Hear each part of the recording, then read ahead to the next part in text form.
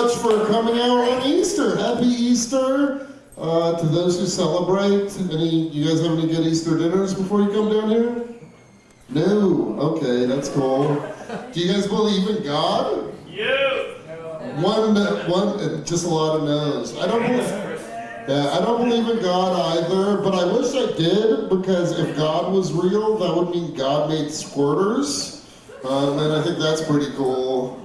Like he said, you shall, the two people who haven't seen me before laughing. Thank you two. I'm grateful. No, but that would be cool. That he'd be like, you should honor your mother and father. Also, some bitches are gonna ruin your mattress. Yeah, no. I do love a squirter. Any squirters in the crowd? Deafening silence. Deafening silence. That is a crazy thing to ask.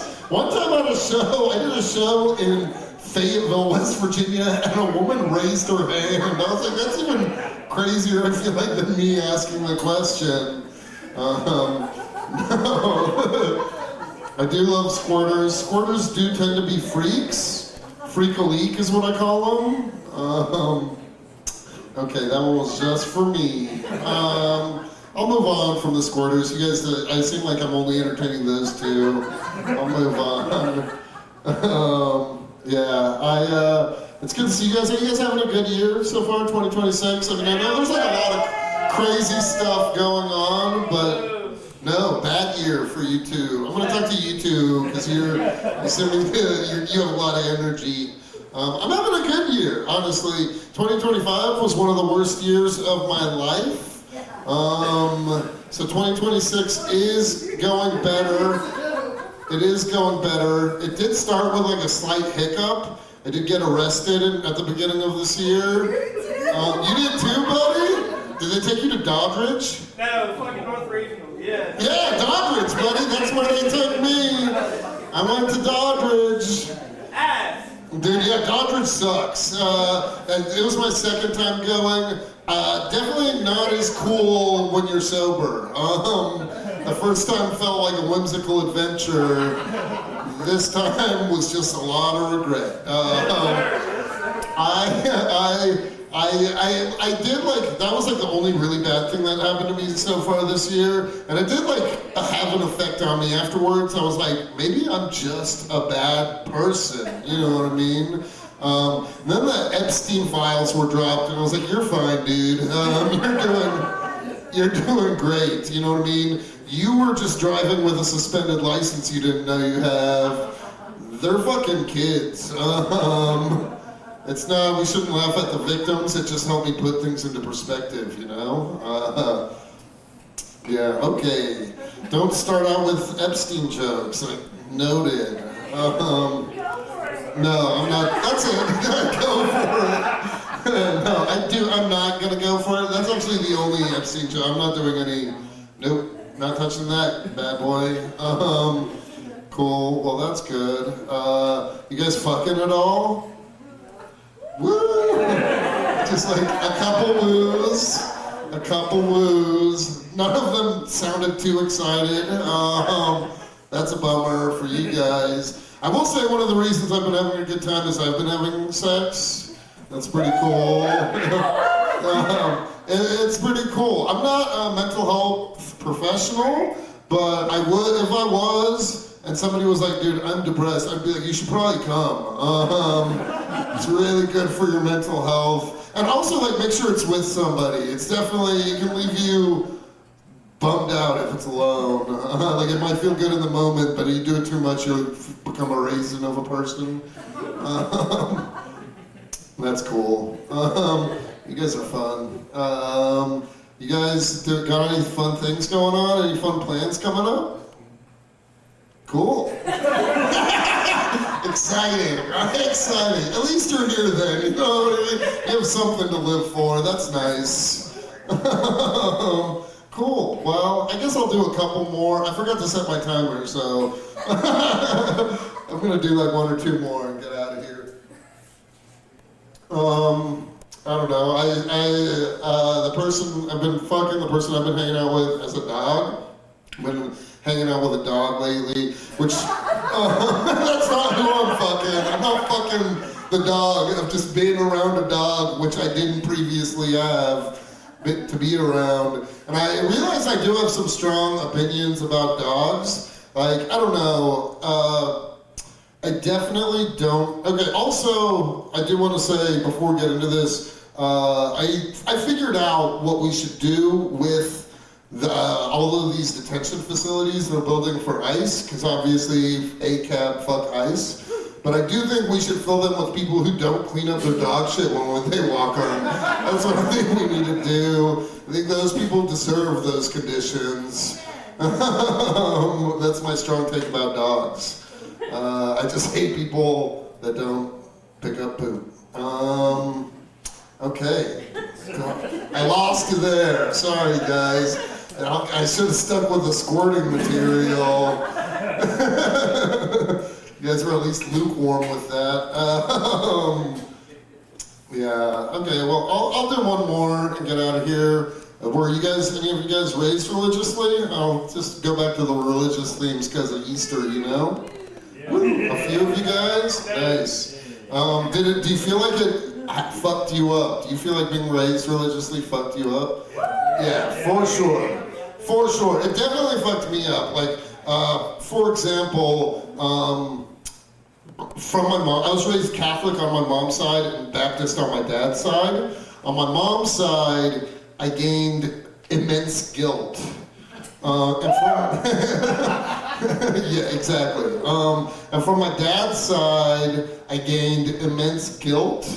And also the love of gossip. So, thank you guys for that. Now, the guilt is real. I am sure those of you raised religiously, for the first, several years that I jacked off, I would immediately cry afterwards, because I thought I was going to hell. Yeah, it was bad, it was tough. My dad took me to a mega church when I was young. One of those churches with 3,000 people every weekend, you know what I'm talking about? Not a joke, this was out in California, not a joke. One of the pastors at that church, MC Hammer. Yeah, true story, MC Hammer. He ran the Sunday night service and had the audacity to call it Hammer Time. Also, MC Hammer, maybe the only religious leader that's can't touch this. So, that's cool. Okay, that didn't feel like the punch I wanted it to be, so we'll try one more. And then I'm out of here. You do have a great show ahead of you. Thank you guys so much for coming out on an Easter. Round of applause for you guys. You're fucking awesome. Just supporting the arts is cool enough, but doing it on a day when you could be getting drunk with your family and eating ham, I'm very thankful. So thank you guys for that. Actually, I don't think I'm going to do another joke. I think I've been up here enough. No, thank you guys. I do think you do have a great show ahead of you. There's some incredible openers, some great young talent blossoming in the city, and then we have the incredible Anthony Devito headlining. So you guys picked a dope show to come to. I'm gonna go ahead and bring out your first opener. She has been busting her ass at the mics around here. She's so funny. Everybody, put your hands together for Haley Posey.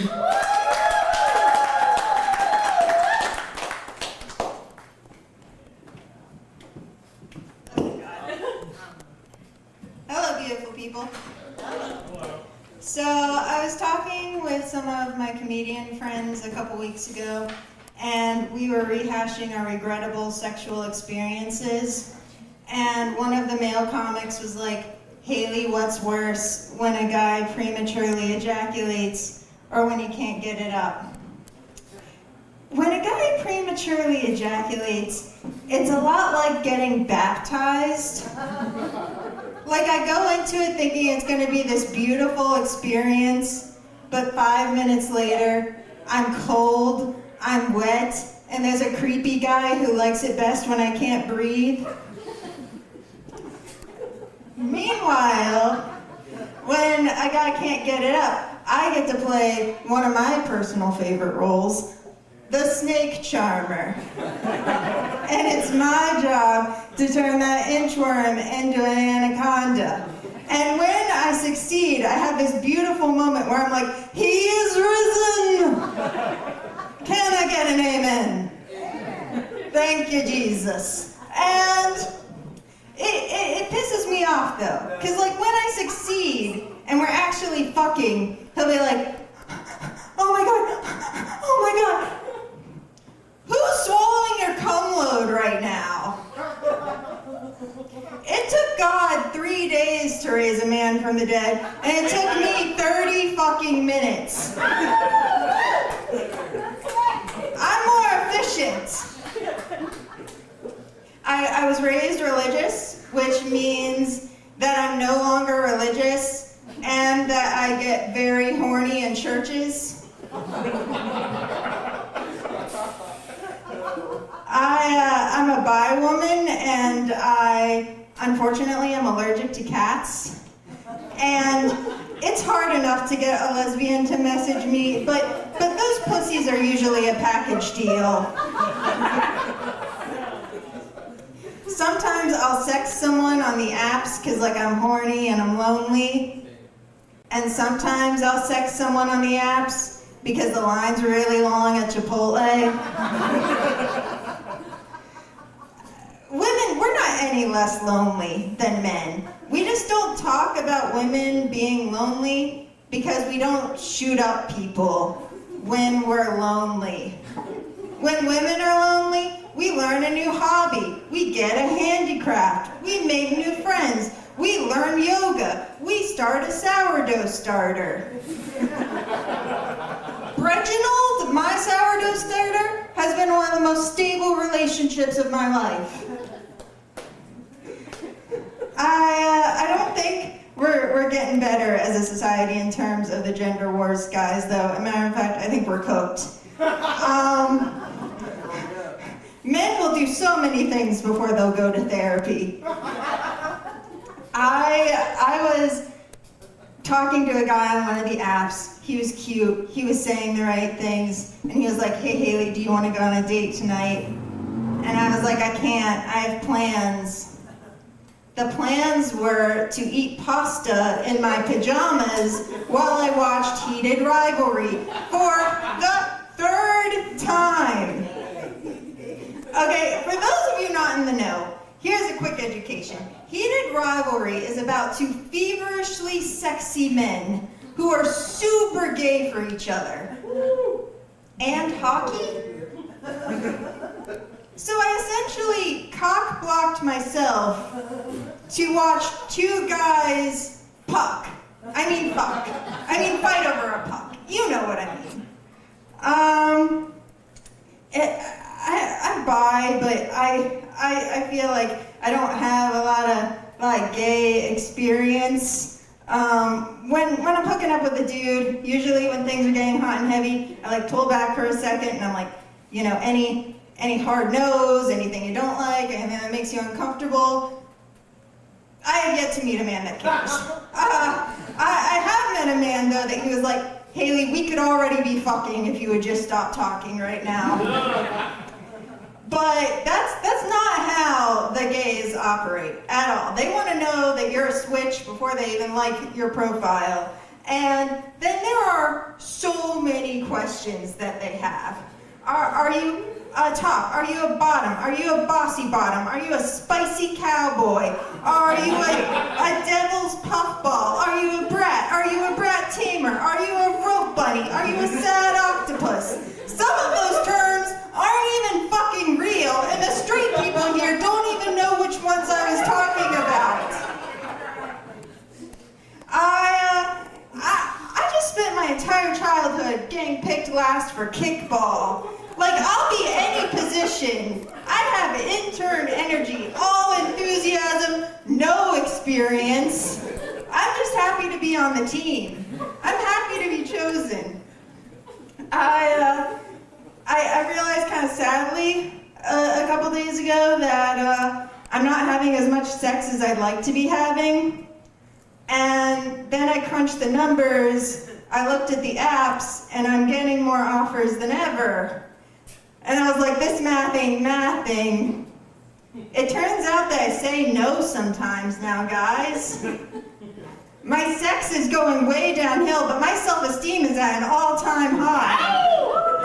I used to, in my middle 20s, I didn't have a single sexual encounter that wasn't regrettable, and I was just running my body like a used car dealership. No reasonable offer was refused, and I got many bad offers.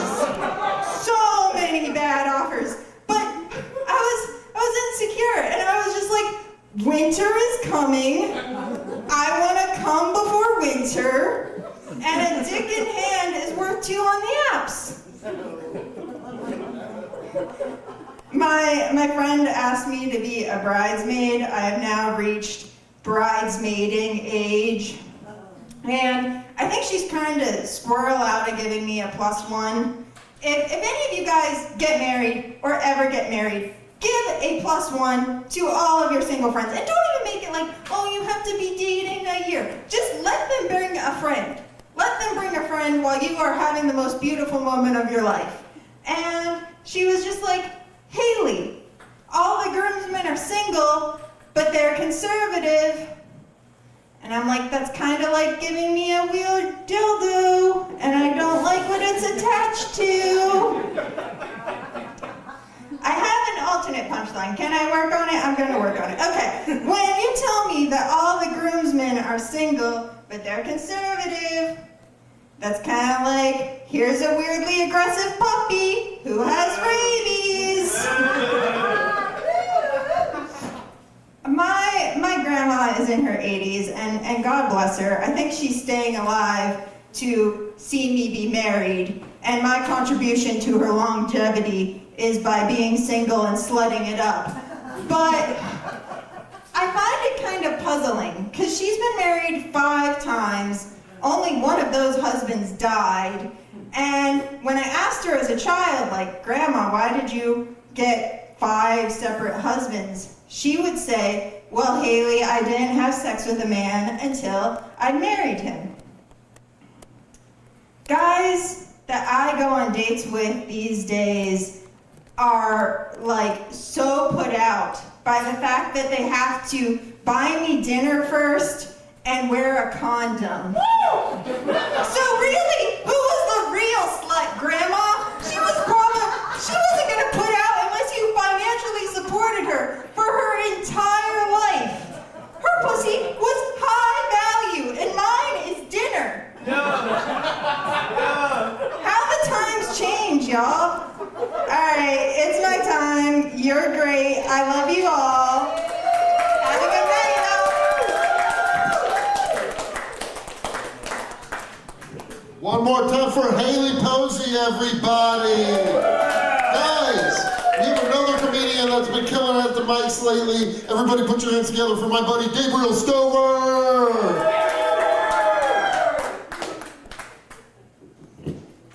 How we doing, guys? Happy Easter. Hell yeah. A little bit about me. I'm trying to get new hobbies. I recently got into bowling. Anybody bowling here? Plenty of fucking bowlers, baby. Let's go. But yeah, I'm getting real into it. I go every week. I bought a couple balls, getting really into the specifics of bowling. I consider myself a bowler. The Irish have a term for that. They call bowlers dogs.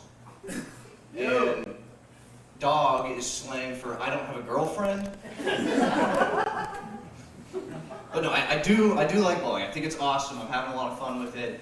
It's not lame, Miranda, all right? It's not lame. But I keep hearing this thing people say about bowlers that's really pissing me off. They say it's either you're good at bowling or you're good at eating pussy. And that's bullshit, right? We can all agree that that's bullshit. Yeah. That's anti-bowling propaganda. So anyway, my average is 220. That's a good one. Some more about me. I am single, that is true. I do have an astrological sign that nobody likes, and that doesn't make dating very easy at all. So I'll frequently lie about what my sign actually is. What is it? I'm about to tell you. I'm a Scorpio, but I frequently tell people I'm a Leo. And it gets a way better response. But inevitably they find out, right? They find out when they ask, when's your birthday? And I didn't think that far ahead. November, I guess. Oh, you're a Scorpio. You guys are prone to narcissism and manipulation. Mm-hmm. You weren't supposed to find out until we moved in together. Dating used to be fun. Somebody wrote a playbook. It's not helping me out.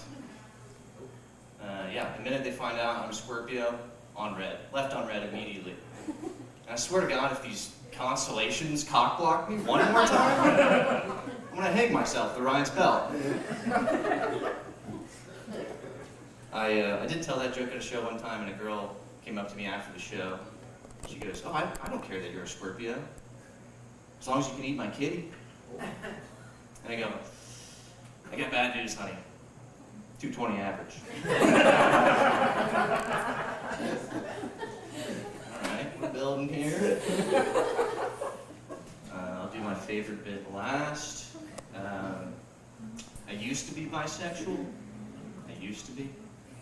I was bisexual for exactly an hour and 3 minutes. I'll explain. It's because it took about an hour to get a guy to come over, and about 6 minutes to make his eggplant parmesan, if you will. Some of you may have done the math there. There's a 3-minute discrepancy.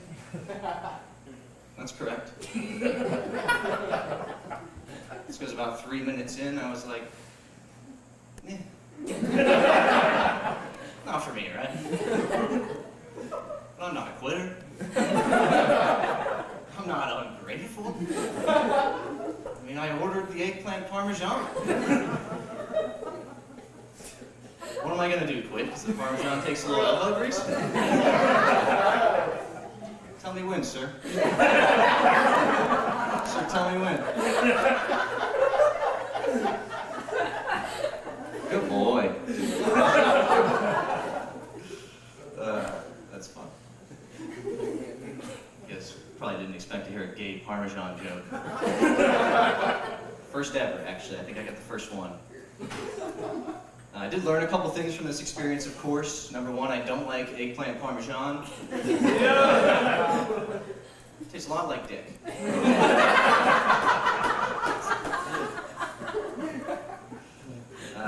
Number two, the customer service on the gay side is fucking awesome. Like, for example, I've been on Tinder cumulatively like 4 years. I've never once met up with a woman off Tinder. It's kind of sad, right? It took literally an hour to get boy puss delivered to my front door. That's customer service, baby.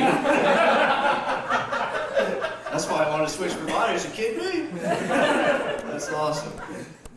The other thing is, there's some obvious differences when you hook up with men and women, and I'll explain it within an analogy, if you will. Hooking up with men is a lot like going to Sam's Club on a Saturday. You can try all the free samples you want and never buy anything. Hooking up with women is more like going to Aldi. Never find exactly what you're looking for. You're probably better off buying the box. Can we get there? If that went over your head, that's acceptable, that's fine. Moral of the story is I went to Sam's Club one time, now we're back at Aldi wandering around. Grabbing shit off the shelves. Oh, this one's recently single. This one's expired. Not ripe yet. Doesn't catch everybody, that's alright.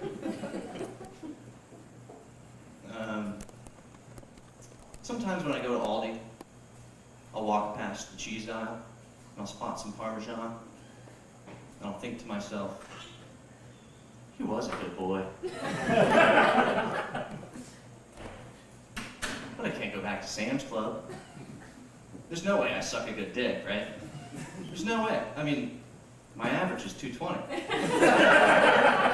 All right, guys, that's my time. Thank you so much.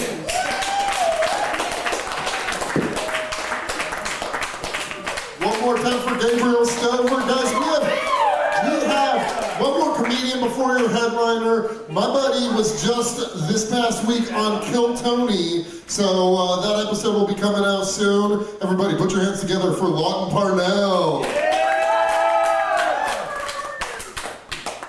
Hey, what's up, guys? You. Easter, happy Easter, huh? Isn't it weird that Easter last year was on 420? Yeah, that was more fun Easter. But today, like, what's today, the 5th?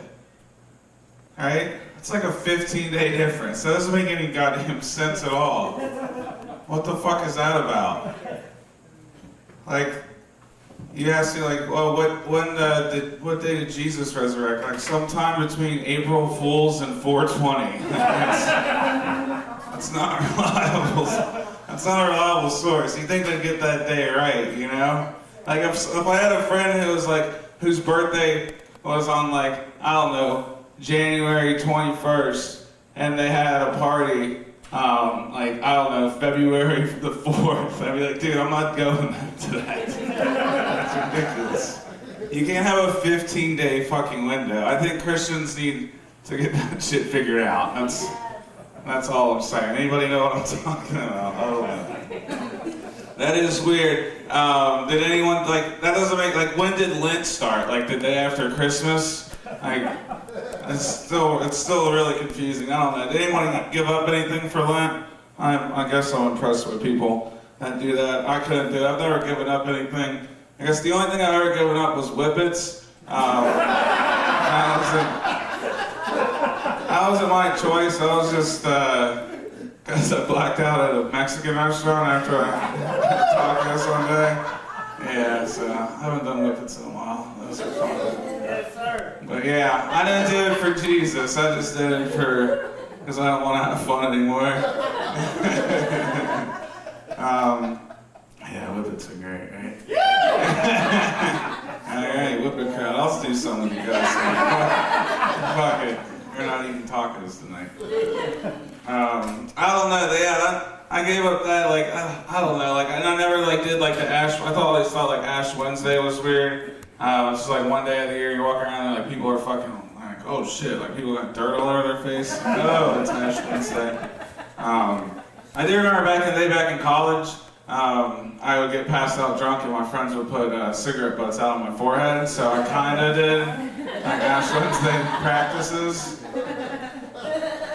So if it does help you get into heaven, I might get it on some sort of technicality on that one. I don't know. What else is going on? Anybody ever try to piss off their significant other by putting old reruns of Rush Limbaugh on around the car while you're driving around? Just me? Yeah. Yeah, he sucks, but I just like to keep my girlfriend on her toes. She gets pregnant, make her think we're keeping that thing, you know?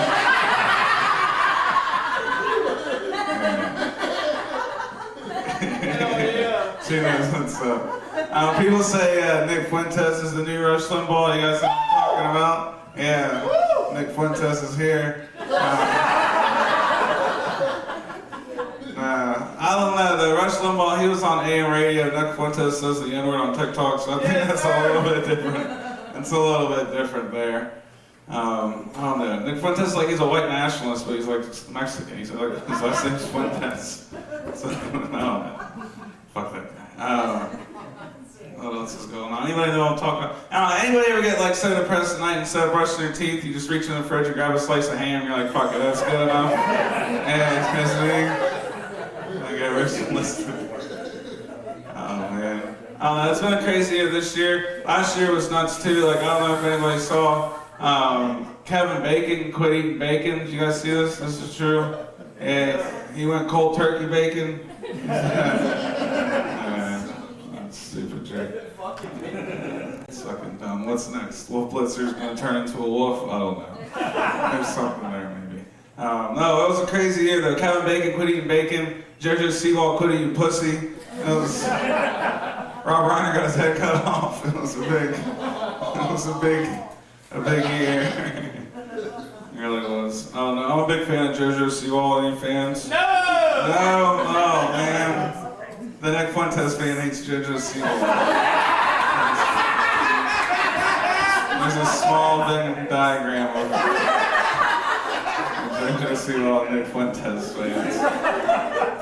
I lean more on the JoJo Siwa side, but it's alright, man. We can still hang out. She changed her name from JoJo to Joellen this year. I don't know if you saw that, which is an interesting choice to try if you're trying to convince people you're not a lesbian anymore. Like, I'm gonna go with Joellen. I don't know. She's great. I wanted her to run for president when Biden dropped out. I thought that would have been fun. She was hot, guys. She was having a big summer. She was polling real well. I don't know, but I found out that you have to be a 35-year-old an American to be president, and she's like a 3,000-year-old demon from Middle Earth. So she can't do it. Instead, I was really hoping they could just start a podcast together, her and Joe Biden. They could call it JoJo Biden. One can't sing, one can't dance. So we'll figure it out for him. I don't know.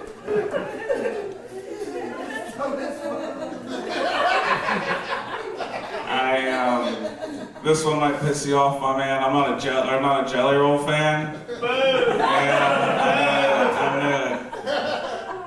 knew it. Damn it. I'm 0 for 3. Oh, you don't like Jelly Roll? Fuck no. Hell yeah, dude. That's what's up. All right, we got one. Yeah, see, you can find common ground. If you don't like JoJo Siwa, it's not the end of the world with me. It's not a deal breaker. We can get drunk later and bitch about Jelly Roll. Yes, I don't know. I try not to keep up with the politics, but this one guy, RFK Jr., you know that crazy guy with the voice? He's in the White House. Yep. All right, we can agree on this too. He's fucking nuts. He was running for president last year, and he came, or I don't know, 2 years ago. And they came out with the story that they found a worm in his brain. You guys remember this story? People, yeah, worm brain guy. People thought that was nuts, and I was like, yeah, that's crazy. But if you think that's crazy, wait till you find out what they found in his dad's brain. That was really nuts. Yeah, I'll take a worm over a bullet any day. Yeah, he was killed by his dad was killed. If anybody's known by my favorite assassin of all time, Sirhan. The reason I like him so much is because most of the political assassins, they got 3 names. Like, who are they? Like John Wilkes Booth, right? Like Lee Harvey Oswald, yep. Who else? George W. Bush, you know. 3 good ones. Yeah, my man Sirhan was just like, fuck it, just give me a gun, call me Sirhan a couple times, and point me to the nearest cannon. Sirhan's still alive too. He gets up for parole every year, and now there's another Kennedy in the White House. I say, let's see if history really repeats itself. Let's run it back, Sirhan. Fuck it. Hey, my name's Lawton Parnell. I love you guys. Thanks for coming out. One more time for Lawton Parnell, everybody. Guys, are you ready for your headliner? Are you ready for your headliner? 1, 2, 3. He has a special out on YouTube right now called Straight Hoopin'. You may have seen him on Comedy Central or Conan. Everybody put your hands together for Anthony Devito. Thank you very much, man. You guys stopped clapping pretty quick. I have noticed that about you. Make a ton of noise for Cody, for Lawton, for Gabriel, for Haley. Yeah, there you go. I thought I got them all. That's right. Yeah, man. This is a nice little Sunday gathering. I say we do it every week.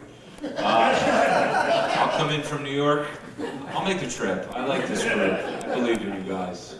Man, is anybody else in financial ruin? Right?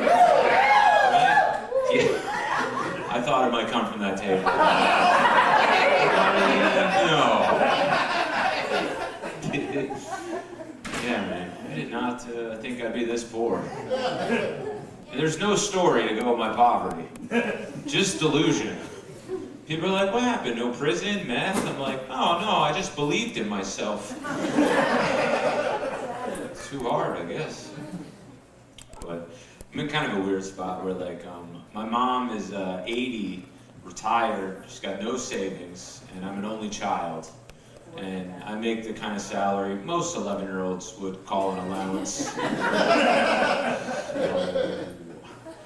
And my wife and I were thinking about having a kid, and that is the rub of my generation. We can't afford to have a family and take care of our parents. Woo! You have Friday energy for a Sunday, cloudy day Easter show. I don't think anyone expected this from you. It's pretty awesome. It's just so out of place. Like everybody else is like pretty, like they have the same vibe, and you're like fucking on cocaine. It's wild. Everybody else is like, good joke, do another one. And you're like, fuck man, let's go!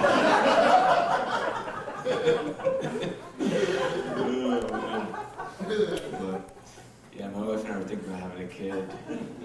They're both like, I'm taking care of my mom. They're both financial drains, but you know, at least kids pay you back in joy. 80-year-olds offer no quid pro quo. You're not like, oh yeah, it's tough. But when she says Oriental at a restaurant, it's all worth it.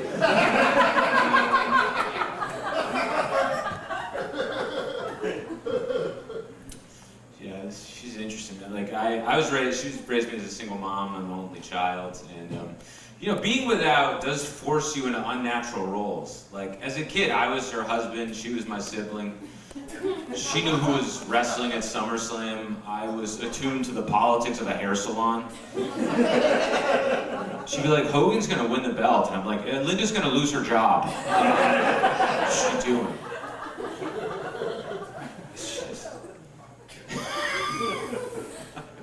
Single parent, man. It's tough. You're on your own. It's like 6th grade, my mom, she surprised me by making my Halloween costume. Immediately, I was nervous. I come from a conservative family. Once you see 2 holes poked in a white sheet, you're like, I don't like this. But I was a ghost. But she traced New York Yankees logos all over the sheet, and she goes, you're better than a normal ghost. You're the Yankee ghost, and you haunt the stadium. And I was like, yeah, maybe Clan member would have been better. I don't know if you know, they already make Yankees bed sheets, so now it looks like I can't afford Yankees bed sheets. And I don't know if you know bullies, but that is what they play for. She had breast cancer before I was born, so she parented like she wouldn't be around. So as a kid, I got everything all at once. My classmates had innocent concerns. I walked with the wisdom of a scorned man. They'd be like, girls have cooties. I'd be like, that's not all, friend.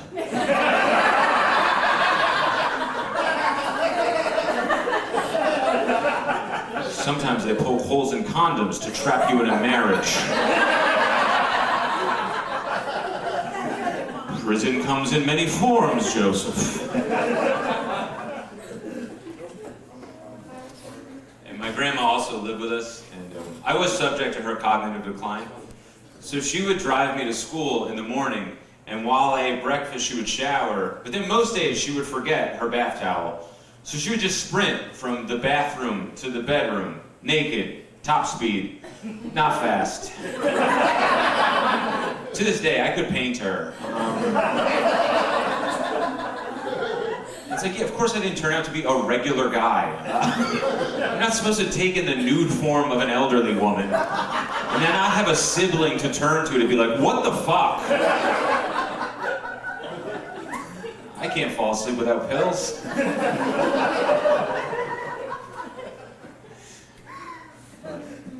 I do think it's good to have a weird childhood, though. It lets you off the hook for adulthood. Because you ever like think to yourself, like, I turned out all right. But then you think about the people that raised you, and you're like, I'm doing incredible. Wow. Yes, sir. I assume you were just like raised by a dirt bike. I don't even think it was like a person. Just like a sentient dirt bike. It just like, it revved so hard it grew consciousness. It was just like, I'll father you, Eric.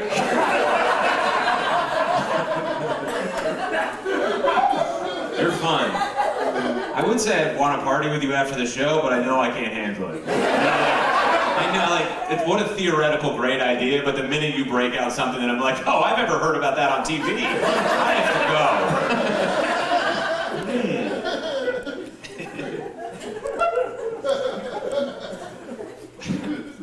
go. My uncle, he was a former collegiate All-American basketball player.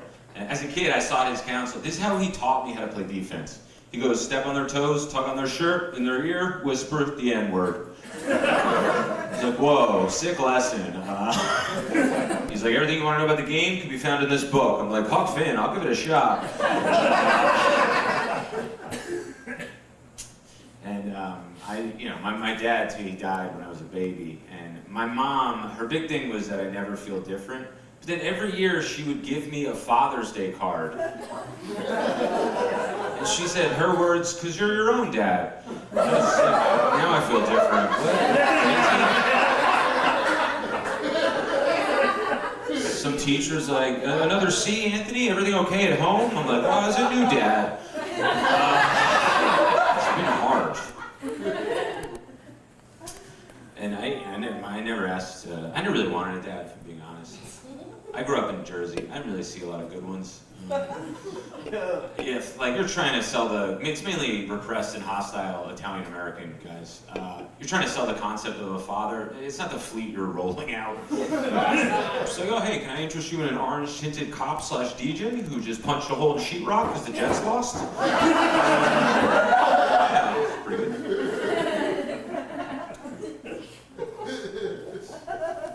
So I never asked him about my dad, because my mom got too sad, and I needed her happy. Sad women do not buy toys. It's simple, but it's real. But then when I was 18, I was playing pickup basketball in the park. There's a guy there I'd never seen before. After the game, he comes up to me and he goes, if your last name is Devito, I'm your cousin from your father's side. I tell my mom, she goes, I have to tell you the truth about your dad. He wasn't a regular guy. Your dad was a made man in an organized crime family.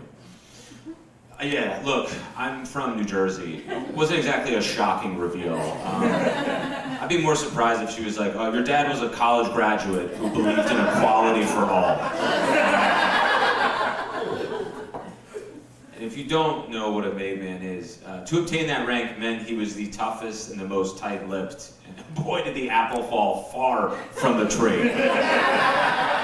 I cannot fight, and the guy in my shawarma truck knows I have hemorrhoids.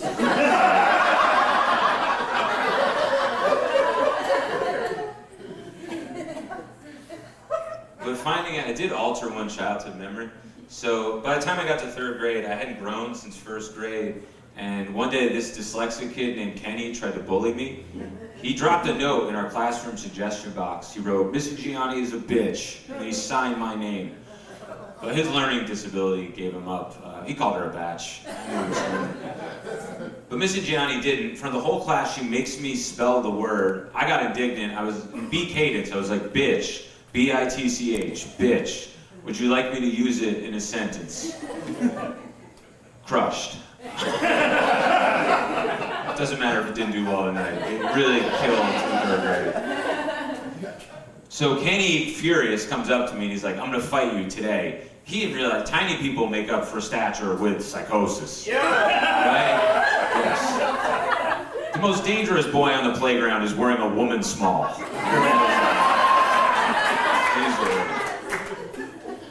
So, he wasn't ready for my level of commitment. I didn't fight him for a day. I fought him for a full calendar year. Yeah. Every day at the back of our classroom, we had a coat room that would just transform into a fight club.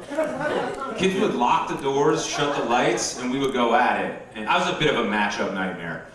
My mom taught me how to handle myself. So I kicked, I pulled hair, I made backhanded compliments about his outfit. I love how you just wear anything.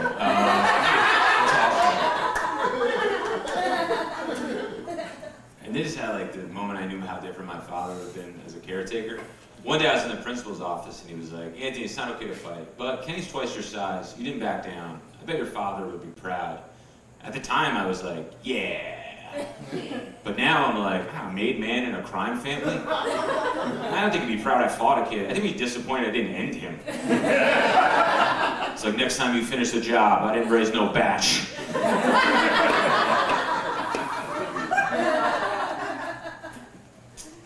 But it did, make a little bit more of my childhood make sense. Because as a kid, my mom wouldn't let me watch The Godfather. Because she said she didn't want me to be impressed and pursue that lifestyle. I've since seen The Godfather. She had nothing to worry about. That would have been a massive tone shift. I was a child who liked to draw by themselves in a basement. I don't think one watch I put away my colored pencils like, it's time to run this town. And I get it, the entertainment appeal. Look, our lives are, well, for most of us, I assume you're living different than the rest of us. But in a good way, I think are fun. But most of our lives are civil and boring. So it's fun to watch the opposite, man. It's escapism. But there are also real people that you're watching whose lives are violent and vengeful. So it's like, what do they watch for escapism? What does someone in organized crime have to watch for entertainment?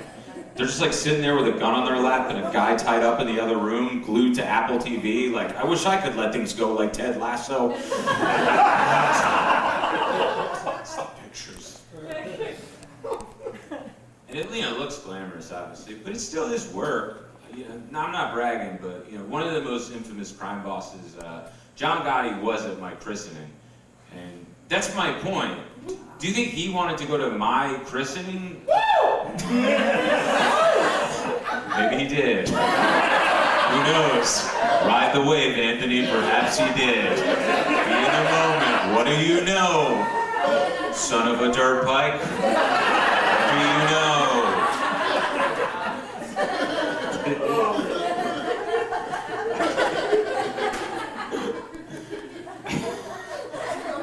They're gonna be like, how was the show? Was it more Easter or West Virginia? I'd be like, it was a little bit more West Virginia at times.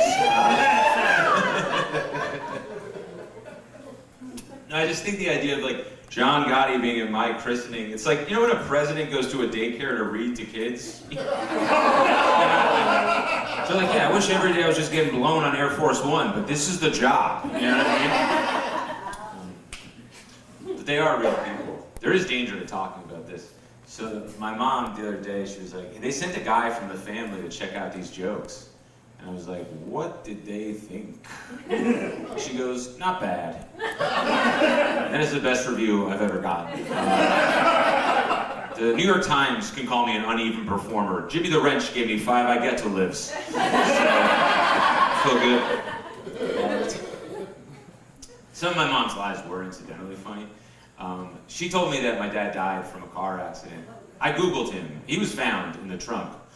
So, less of a car accident, more of a car on purpose. I don't think he was like, how many are we? I'll ride the backpack.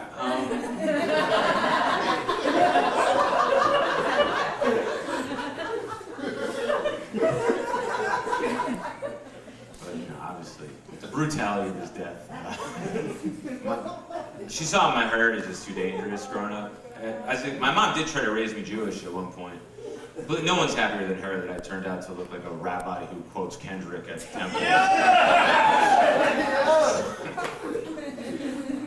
But it's weird. My mom has like a reverence for the Jews that borders on problematic. The other day she goes, Jews are what Italians could be if we applied ourselves.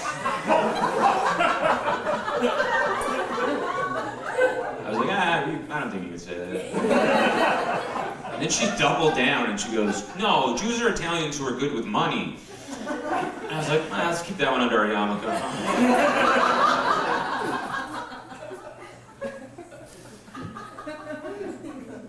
And even though I was raised without a dad, I still do feel the tug of masculinity. I just don't let the feeling dictate my life.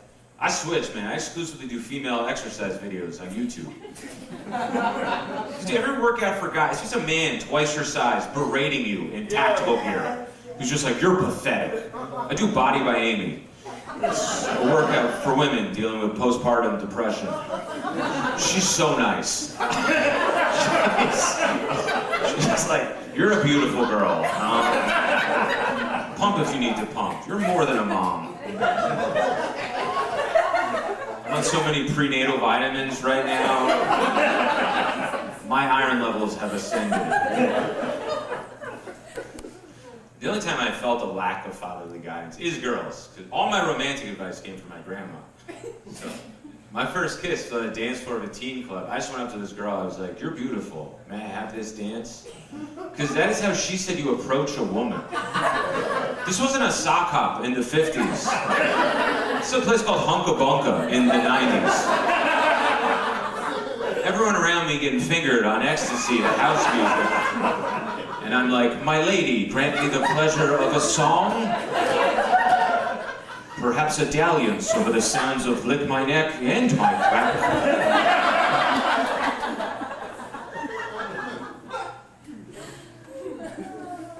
This is the last thing I'll say. My mom's big thing with him is he was born into the life, so he never had a chance to be anything else. She raised me with a hyper-fixation on identity. So by the time I got to high school, I knew I was funny. I also knew my sensibilities didn't match my environment. Public high school in the 90s in North Jersey was lawless. Guys shot dice in the halls. Girls dated cops. At least there is crossover with generations. Now kids in high school are like, "Fuck the police." I went to high school, they were like, "We did."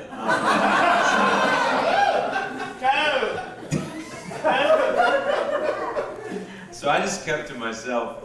But senior year, I met this girl, Regina. I asked her to prom.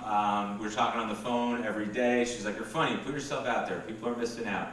So one day I'm just sitting there at lunch, eating my turkey bagel. This kid Marvin comes up to me and he goes, "Quiet ones you gotta watch. Kids like Devito. That's the kind of motherfucker that shoots up a school." Yeah! I know. So then he goes, "You just sit there. What do you even think about?" So off the strength of Regina, I decided to let him in. I was like, "I'm actually thinking if I got my vast deferens replaced with chocolate, so that I could ejaculate candy bars to have when grocery stores are closed."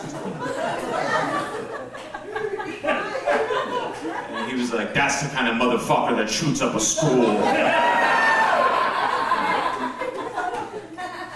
So from then I just performed for the people I knew who liked me. It was just Regina and my mom. Horribly embarrassing. I used to come to dinner as a different character based on the hat I was wearing. And with Regina, I'm confidently leaving voicemails as Austin Powers. So she stops calling me back. 2 weeks, I can't eat, I can't sleep, I'm depressed. Finally, she calls me up and tells me she can't go to the prom with me. I wig out, I punch through a mirror, I cut my hand. After that, I took my injured, blood-soaked thumb and I wrote on one of the walls of my room, "Anthony is upset." I was looking at my work like, "Damn, you might be the kind of motherfucker that shoots up a school." Wow. Damn straight. He's picking his moments pretty well, though. You have to admit, he's waiting for the right beats. He's doing good. So finally, my mom comes home, and keep in mind, she has no idea I'm upset over a girl. All she knows is I'm in high school and I'm depressed.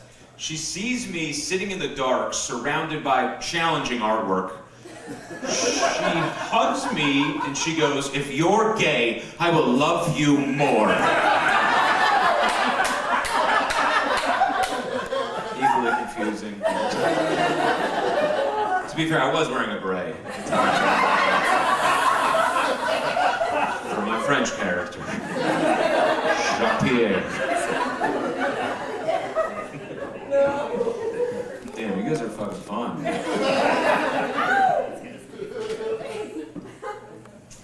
Man. Yeah, my mom, she's like no boundaries as a person. The other day she goes, "I think I'm entering my whore era." Right? Yeah, this is the same woman who fell twice last year. You can't be in these streets if you can't walk on them, as far as I know. It's unsettling, I get it. It's still like a better pivot, though, than most elderly moms. The other ones are like, "Trump is saving America." Mine's like, "I am fucking my way to the grave."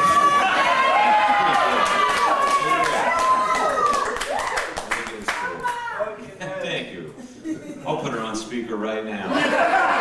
Say that. Yeah, the women in Morgantown want you to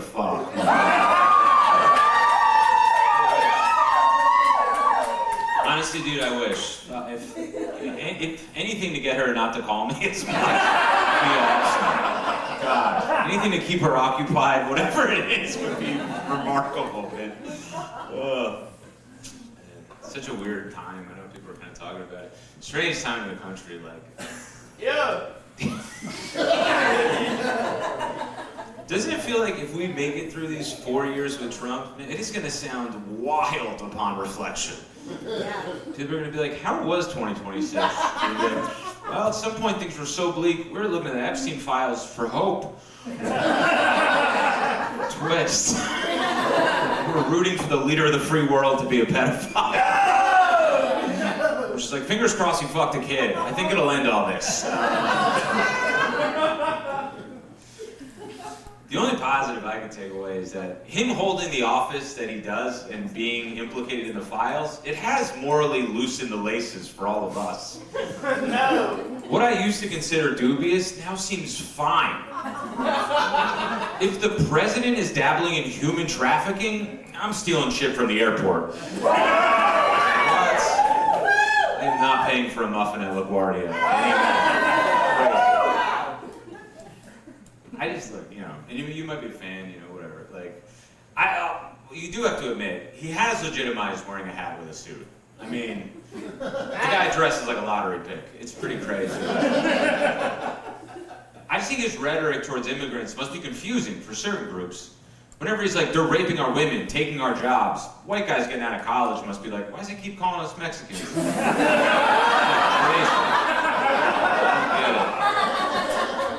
I'm Bradley. I don't know what he's saying. What I do love about him, and he's doing things the founding fathers didn't think they had to put in the Constitution. These are men who owned slaves, and they were like, we didn't see this asshole coming. That's unbelievable. There's going to be so many new amendments when he leaves, just like, well, I guess we got to write in no Down syndrome voice at a press conference. You came out of the gate too early on that one. And I think everybody else felt weird. I appreciate your support.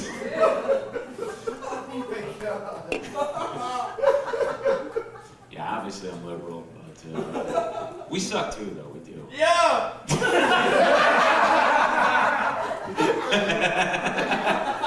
I feel like you're too weird to be politically anything. Do you know what I mean? Like one of those guys who's just like, what are your political stances? He's like, water parks. I'm like, all right, like, that's cool.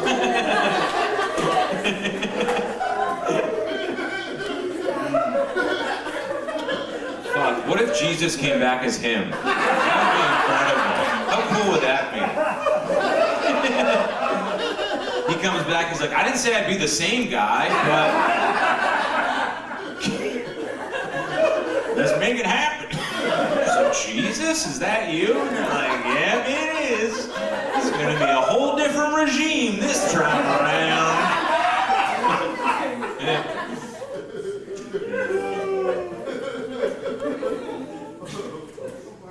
Yeah, look, we're so embarrassing, liberals. Especially, man, come right up here. If you're gonna be my hype man, at least fucking roam the back.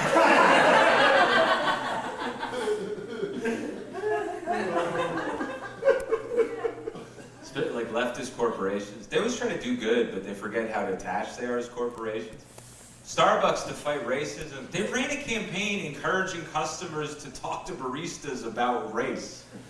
Yeah, dude, I'm sure their employees were thrilled. They were like, yeah, we didn't want higher wages. We wanted to be a sounding board for the mentally ill. What, just like anyone could walk up to us like, hey, let me get a coffee with cream? And speaking of cream, you like Puerto Ricans?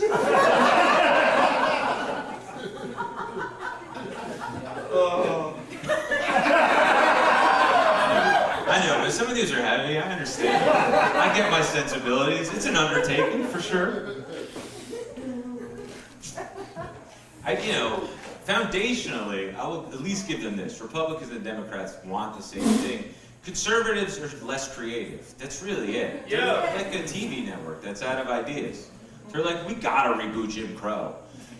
You're like, man, say what you want about liberals. At least we do have fresh concepts. They're not good, but they're new. They're like, replace all cops with social workers. You're like, that is not gonna work. But I will be tuning in. What, a therapist on a crime scene? Like, put down the knife, pick up the phone, call your dad.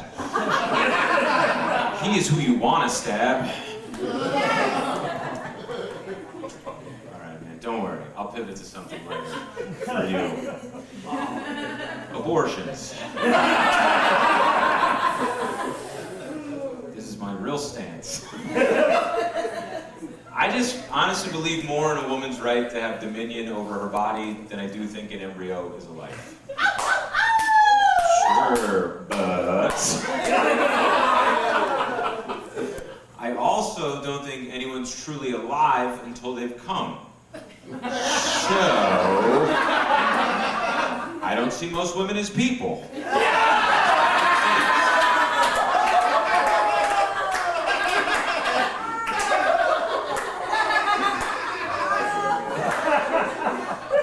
It's a fun joke, because no one likes it.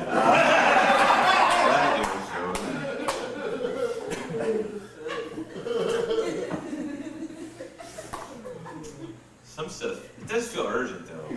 Especially like the environment. Man, does anyone else feel like they would be doing more to stop the end of the world? Yeah. Right? I really thought I'd be rising to the occasion. I'm mainly watching Hulu and worrying. I notice I care more during a Marvel movie than real life. Dude, I'm like watching Endgame, like I would do anything to help the Avengers thwart Thanos from destroying our planet. And someone's like, hey, can you sort trash into a third bin? I'm like, when is enough for you people? And honestly, I'm busy, I chose. Even if we are wiped out as a species, it will not have mattered whoever we were, our best people, all their accomplishments. Look at the dinosaurs. They just have whoever representing their existence. Just follow me here. They ruled the earth, they died out, we dug up their bones, we put them in museums. We don't even know if these are famous dinosaurs. Some mediocre raptor who died at the right place at the right time in the Smithsonian. The other dinosaurs are probably like, you put up Charles? We used to make fun of his hands. And my point is, that's gonna be us when we die out. We'll be the dinosaurs to whoever inherits the earth next. They're gonna dig up our bones. Wait for your moment. Hold. The quad taught you better, I thought.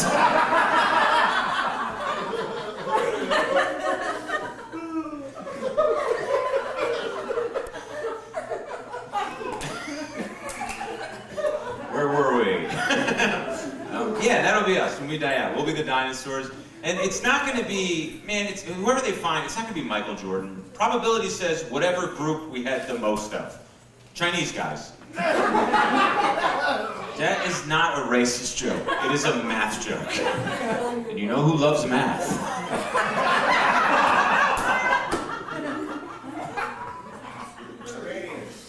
Kind of hinted at this. The one group we do have in abundance, we definitely learned this year, is like great artists, musicians, and celebrities who did turn out to be pedophiles. Do you think because of that, the regular pedophiles are like, do I have a hidden talent? Also, do you think the regular pedophiles think they're better than the celebrity ones? They're like, yeah, anyone could lure a kid with a private plane. I'm doing this on a teacher's salary.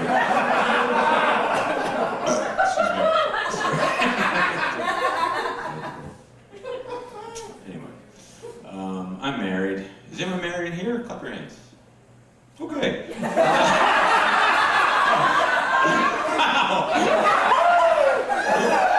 That was pretty cool.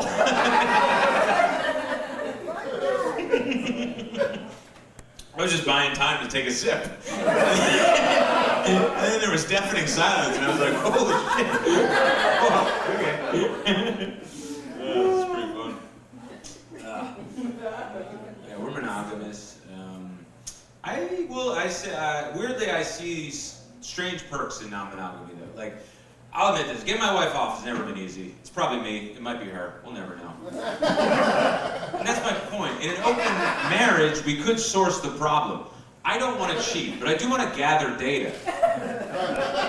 I encourage her to step out for the analytics. I just want to know if I'm bad or I'm playing the game on the hardest setting. I would just love for some guy to be like, "You're good. She is all Madden." That would be.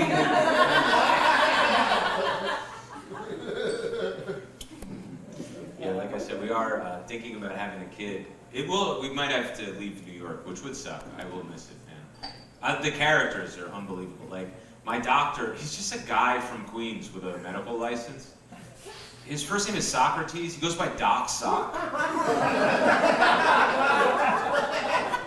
I've never heard him use a doctor word. Like, scalpel, inflammatory, infection. One time, he checked my ear, nose, and throat, and he goes, "Looks like shit, dog."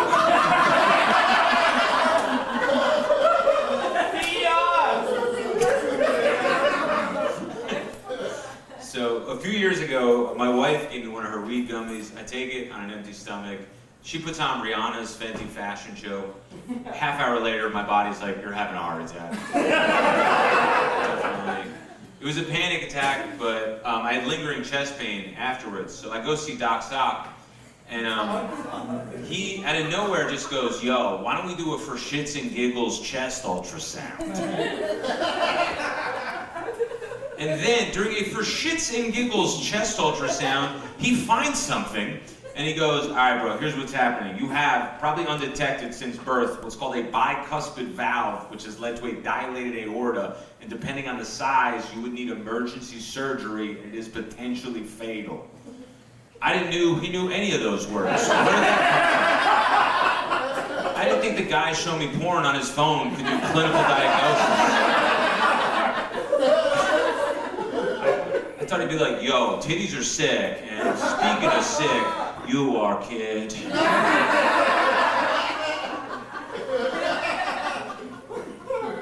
But it is okay now. I do have to get an annual checkup. And I asked him, I was like, "Hey man, do I gotta make any lifestyle changes?" And he goes, "Yeah, bro, no more lifting weights." Then he looked me up and down and goes, "You should be good."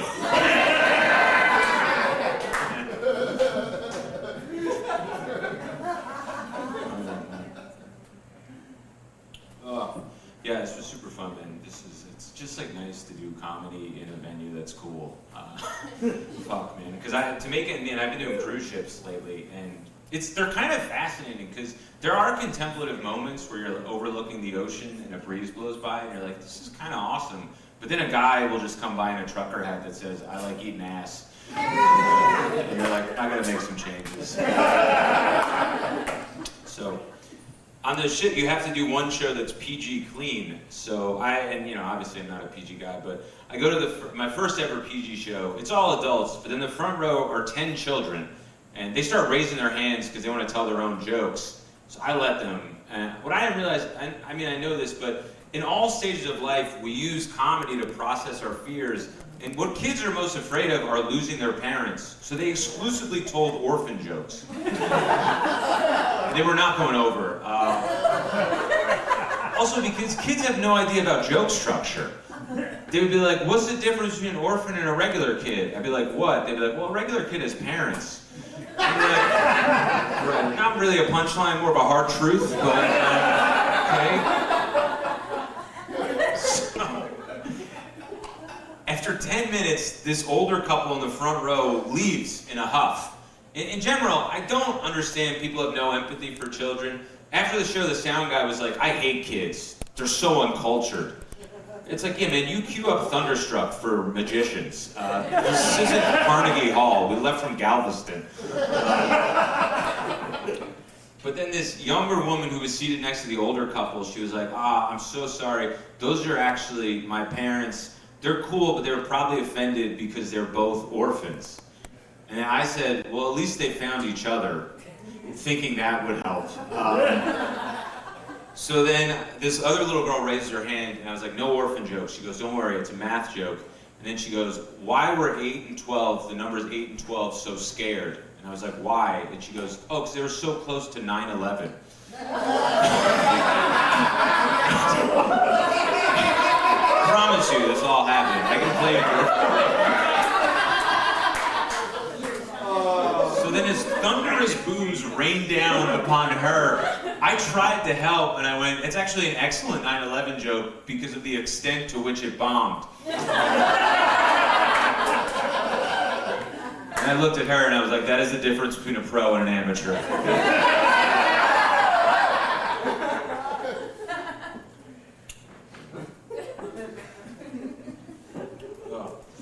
I'll try a couple new things.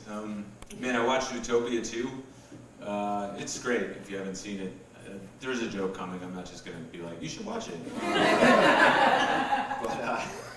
I think this is maybe the only conspiracy theory I have. I honestly believe we have the technology to talk to animals, but the meat industrial complex does not want us knowing that because then they'll be out of business. You're not gonna eat something you can have a conversation with. They know that. Like, all right, this joke is not really. I don't know if I got it. This guy over there gave me the wrap-up sign. That was hilarious. I was about to say, I don't think I've ever had something fail out of my mouth in real time so fast where usually my processing speed is pretty slow, but on that one I was like, I can't continue. It's like, there's 0 here, and this guy goes rapid. That was awesome, man. Get out.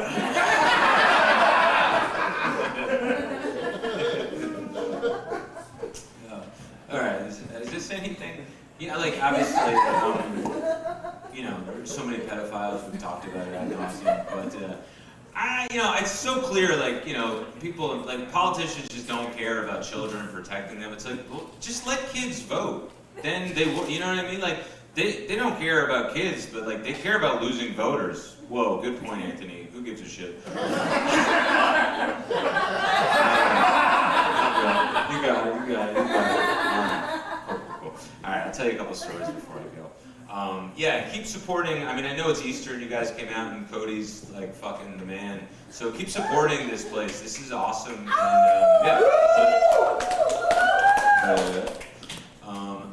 it is this is a sick job, man. It's awesome. But the only issue, you will sell yourself out to get fans as a comedian. So a few years ago, I was doing this podcast, super popular, could have been a game changer. First half hour, I had nothing for the conversation. One of the comics talking about stealing, never stole. Another comic talking about being Puerto Rican, always been Italian. So I was like, all right, whatever comes up next, I have to get in there. And then the host goes, what's the weirdest thing anyone's ever masturbated with? And I was like, now's my time. And like I said, before I was born, my mom had breast cancer. So for a little while, she had a single mastectomy, so she only had one boob. So she had this fake boob thing in the house.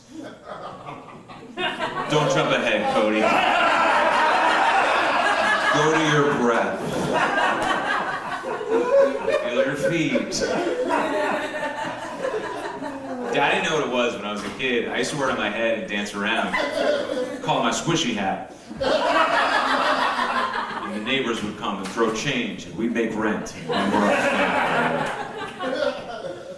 But one time I was watching Cinemax as a teenager, I got horny. I went in my mom's cabinet, I grabbed my squishy hat, I wrapped it around my penis. Yes, to use as a lubricant till life finds a way. I know, you don't like hearing it, I don't like saying it. This isn't a banner moment for me. But cut back to the podcast. This is the only thing I said after a half hour of not talking. And I thought it was gonna crush. Instead, stunning, remarkable silence. Nobody says a word. One of the comics just goes, what the fuck is wrong with you?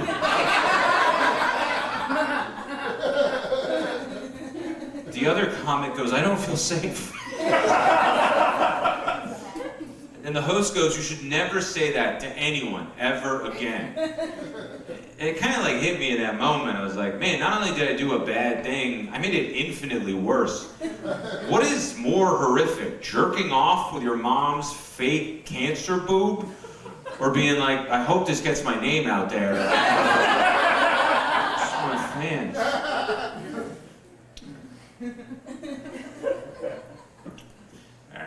Say this is probably the weirdest thing. I talk about my childhood and stuff. This was probably the strangest thing about it.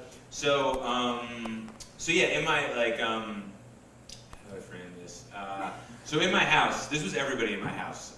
It was my mom, my grandma, my great-grandma, my aunt, and then we just had a guy who lived in the family room named John that they called the tenant.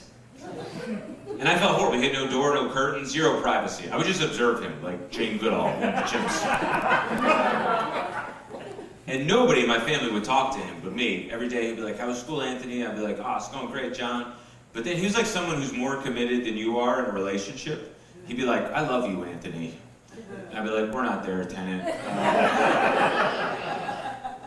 And my grandma hated him because he had all the food in our fridge.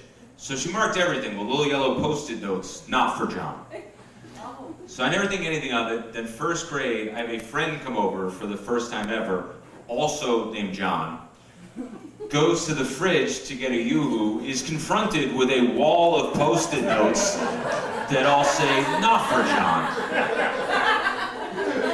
He doesn't know any better. He's like, "Why does your family hate me?" And I was like, "Oh no, it's for the tenant." He was like, "What's a tenant?" I was like, "The man I observe." Do you ever think your family might be normal, but then you have a friend come over for the first time ever, and by the look on their face, you're like, things are fucked up around here. So because of that, later on that night, I asked my mom, I was like, "Why do we call the guy in the living room the tenant?" She was like, "Are you serious? We're kidding. You think he's a real tenant?" I was like, "Yeah, I'm 8. I don't just know sarcasm, and you're my mom. Who is he?" She goes, "That's your grandfather." Swear to God, this is also all true. So this is what happened. 15 years before I was born, he cheats on my grandmother. She never forgives him. Vindictive Italian woman. Riddled with arthritis. Can't grab a fork, but could hold a grudge. Wouldn't spend money on a divorce, instead banishes him to the living room.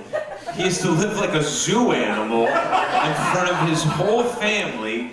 Can't eat any of the food in the fridge he paid for. And then I came along, but nobody looped either one of us in on their bit. He doesn't know he's the tenant. I don't know that's my grandfather. So every day he's like, "I love you, Anthony." And I'm like, "Back off, John."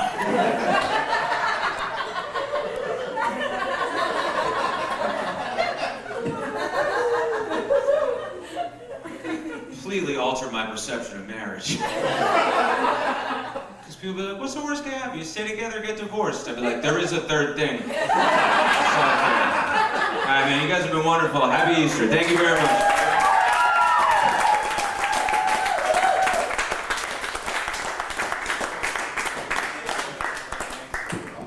One more time for Anthony Devito! That was awesome. Thank you guys so much for coming out. Next show, Sunday, April 26th. Not former presidential candidate Andrew Yang will be here. He's incredible. He's from Michigan. He's awesome. He's great. Thank you guys so much for supporting comedy. I love you all. Get home safe.